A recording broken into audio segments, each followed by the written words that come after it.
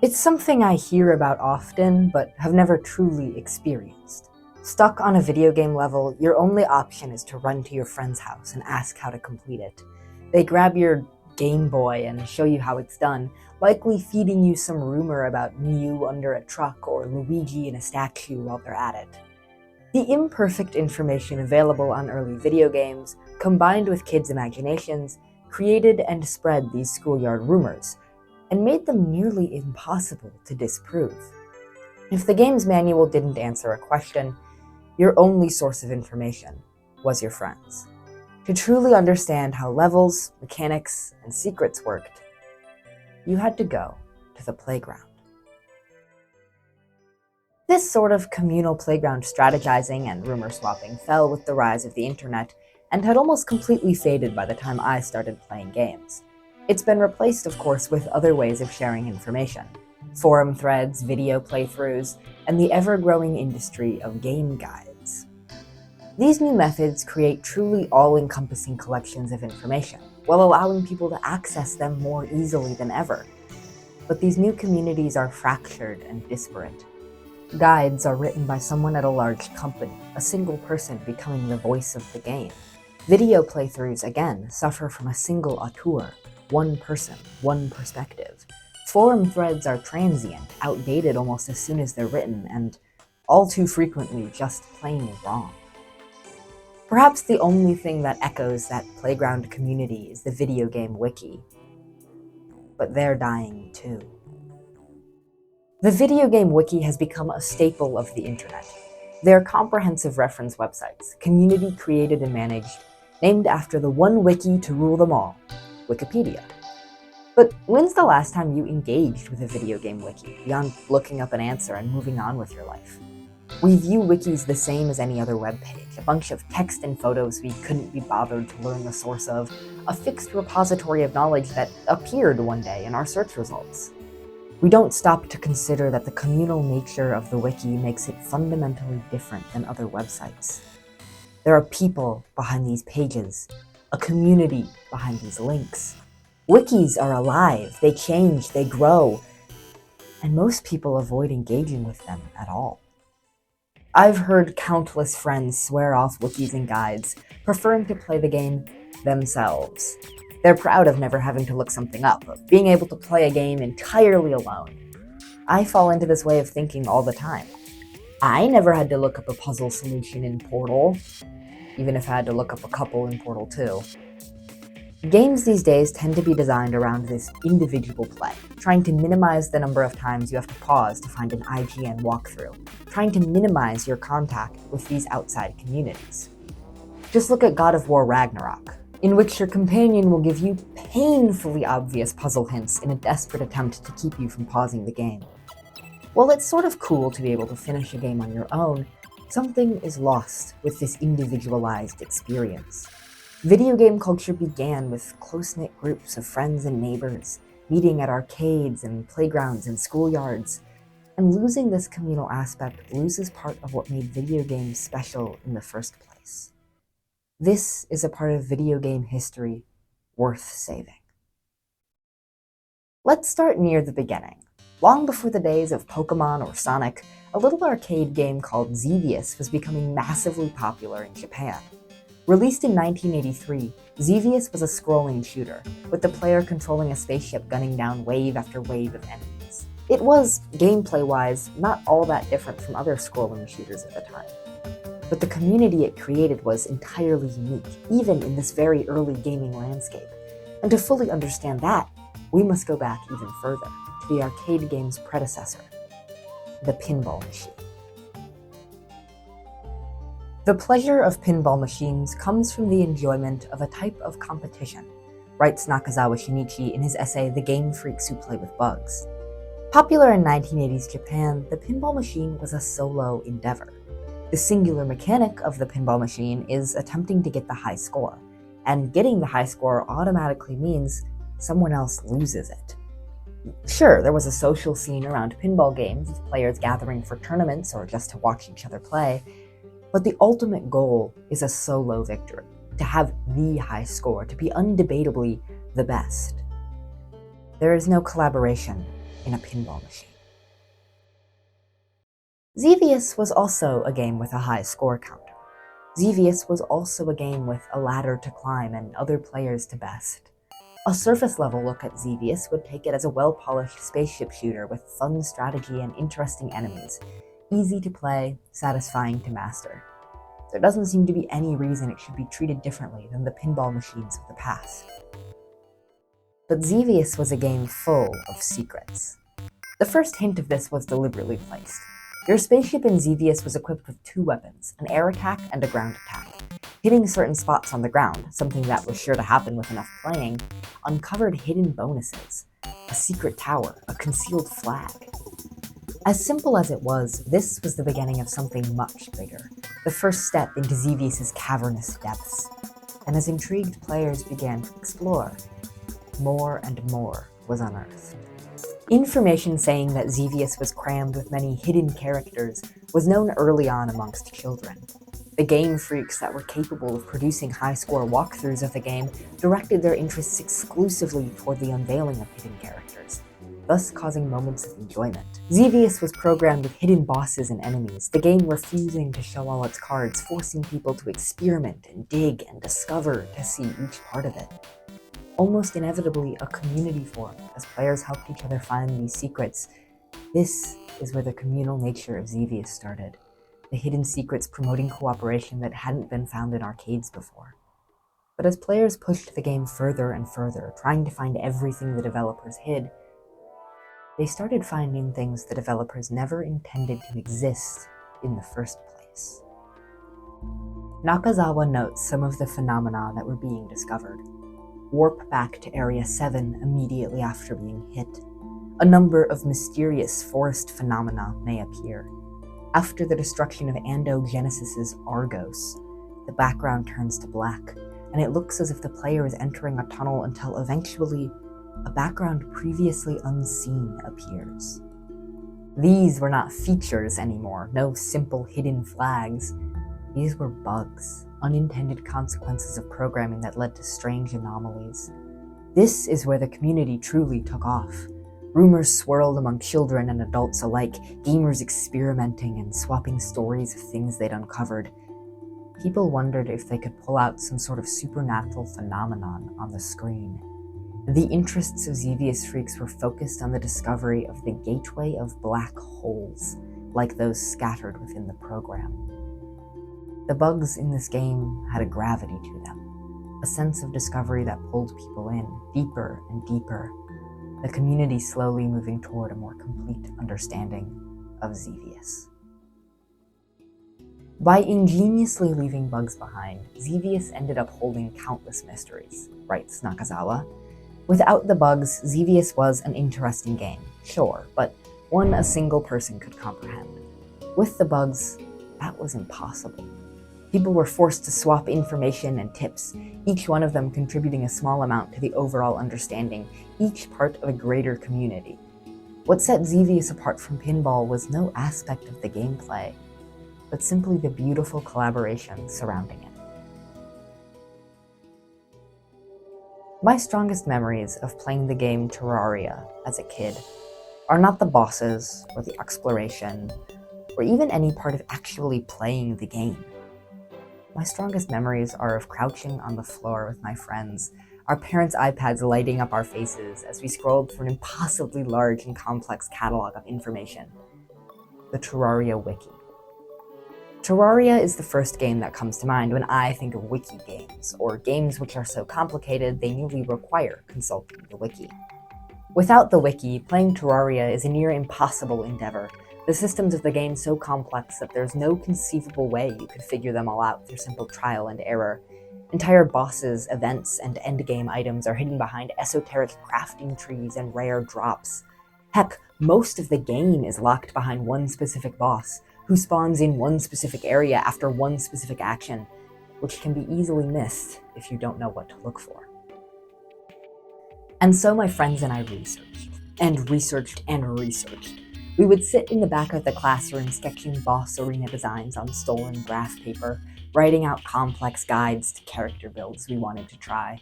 We'd strategize about new items on the way home, and when we finally got there, would immediately do more research. When we at last pulled up the game, we'd inevitably find we'd forgotten a tip or a drop percentage or statistic, and have to pause everything to look it up again. This is not a normal approach to a game today. As I mentioned before, most games want to minimize the time you spend away from them. You are supposed to be able to complete these games yourself. But this level of research is all but required with a game like Terraria, and this means it took up much more of my time than simply the hours I spent playing it. Every minute I was discussing the game, thinking about the game, researching and strategizing and planning about the game, I was interacting with it, if not directly. In some sense, this was all playing the game, letting it consume my thoughts and my time. There's a quote from the developer of the game Lifeline that I think sums up this feeling perfectly. When people are playing it, it's not just about the time that they're interacting with the game. It's all the rest of the time when they're thinking about the game. The whole goal was to make something that would become a part of people's lives. There are few games that have been more part of my life than Terraria. The research it demanded created a unique way of playing the game, a sort of meta play that my friends and I would immerse ourselves in for hours. There was always a new goal to work toward together, some lofty achievement in the distance we could strive for. In fact, the only reason we eventually stopped playing the game is that we quite simply completed everything. When there was nothing left to strive toward, no more research to do, no more strategies to construct, we moved on. But while it lasted, my group of friends swapping tips and stories, writing guides and planning builds, this is my gaming community. My Terraria community was fundamentally different than the community that formed around Xevious back in the 80s. They were essentially writing the Xevious Wiki, attempting to piece together a complete picture of the game from imperfect information, constantly adding to their knowledge by discovering new things. My friend group was working from the Wiki, an already complete body of information, trying to synthesize it and understand it in a way that was helpful to us. But the interactions within these communities were incredibly similar. Groups of people comparing knowledge, working toward a greater understanding, updating their consensus as new information pours in. We were all engaged in the game beyond the game, immersed in meta-knowledge, constantly putting together and pulling apart the facts in different ways. Sitting around the lunch table discussing Terraria strategies is an echo of the Xevious playgrounded discussions from the 80s. A close-knit community, working together to truly master a game. Mastery of a game demands that you engage beyond its surface level. Long before my school research projects got much beyond, elephants live in Africa. I was connecting disparate pieces of information across Terraria wiki pages, synthesizing statistics into strategies. My friends and I were constructing long-term plans far out into the future, constantly researching and updating our ideas. Terraria's complexity forced us to truly understand the game. Nobody else had written a step-by-step guide for exactly the stuff we wanted to do, with our resources and our worlds and our builds. Instead, we had to comprehend each system of the game. We had to learn to fit them together in a way that worked for us.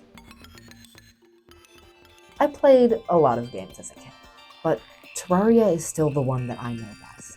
I can still list the differences between the Corruption and the Crimson and argue with examples why the Crimson is better.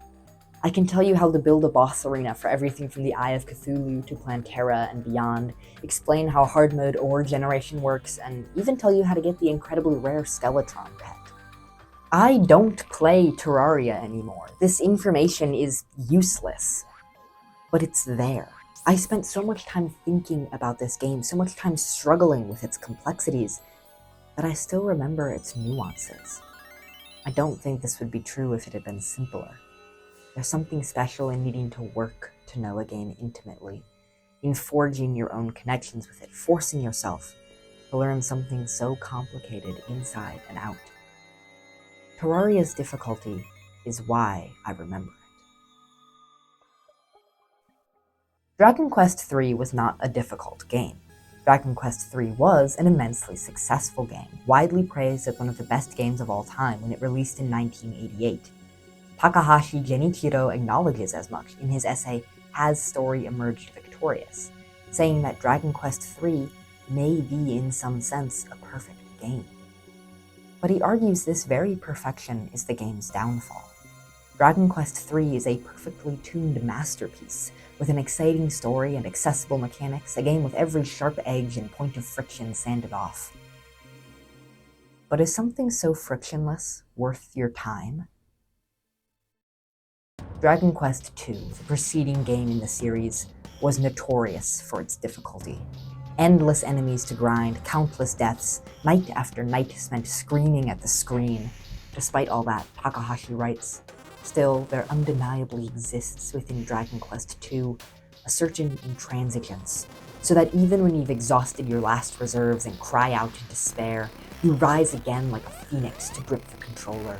You find that without even realizing it, you have passed through the abyss that separates life and death, to discover, time and time again, that you have crossed over a wall that seemed utterly impassable. To Takahashi, it is exactly that tooth-grinding difficulty that makes Dragon Quest II an interesting game. The difficulty makes the bosses seem undefeatable until you've bested them, the challenges insurmountable until you've completed them. The difficulty creates an experience of true stakes, true failures, and therefore true victories. It is a game that demands mastery. Dragon Quest III feels boring in comparison. The vast narrative can't overcome how easy the gameplay is. You follow the instructions to the final boss. There's no personal journey, no struggle, and no reason to engage deeper than the surface level. Takahashi describes it as a game that never loses our interest. But from another angle, this is no different than saying it lacks the power to push us to our limits. Everything grating, disgusting, and frustrating about Dragon Quest II, everything that gave it its power, was sanded away, replaced with a frictionless experience, a series of instructions, leisure reading. An experience that demands nothing from us, gives nothing in return. There is no reason for it to matter.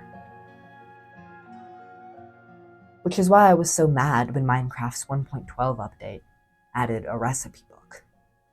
Logically, I can understand why this is a good approach for the game. It makes it more accessible and was going to be needed eventually with all the new items being added. But something was lost. An important part of Minecraft for me was always trying to craft a cake and grabbing 2 sugars and 1 egg instead of 1 sugar and 2 eggs. Or is it the other way around?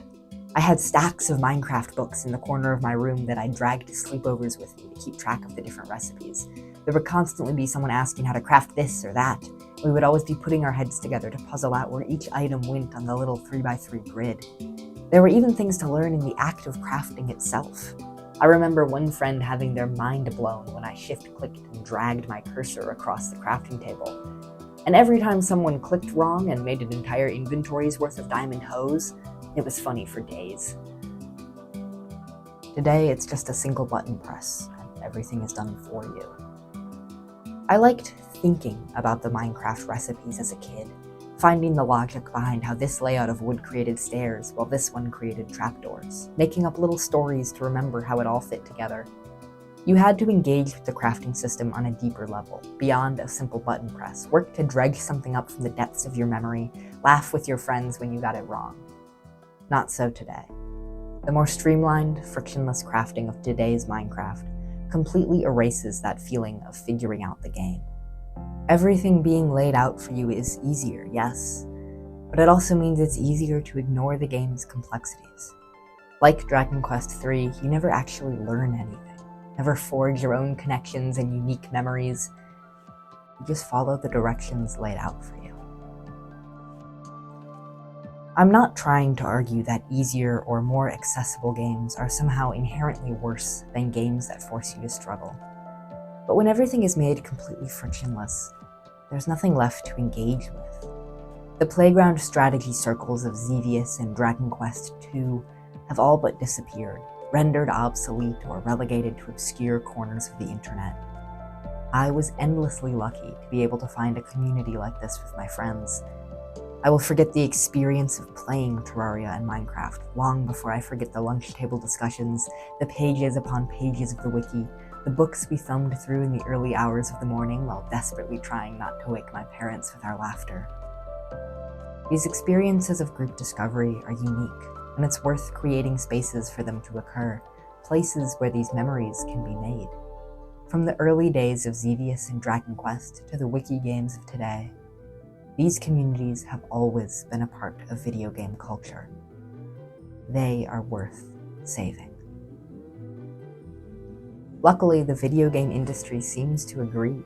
The rise of brutally punishing, purposefully confusing games like FromSoft's Dark Souls series illustrates this perfectly. The latest installment, Elden Ring, was wildly successful and has created its own community of guides, maps, and wikis surrounding it.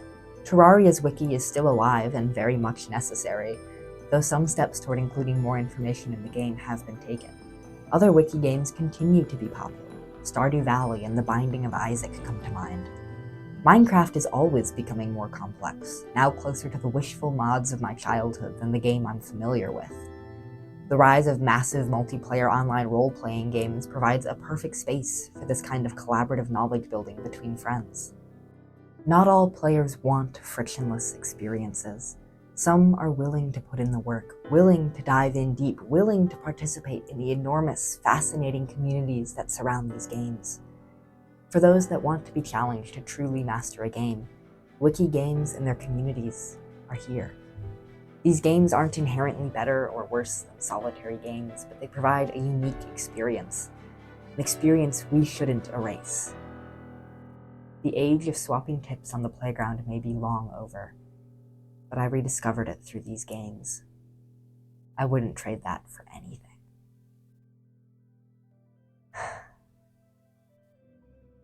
I went back on the Terraria wiki while writing this essay, back in time through old pages and edits and long-forgotten history.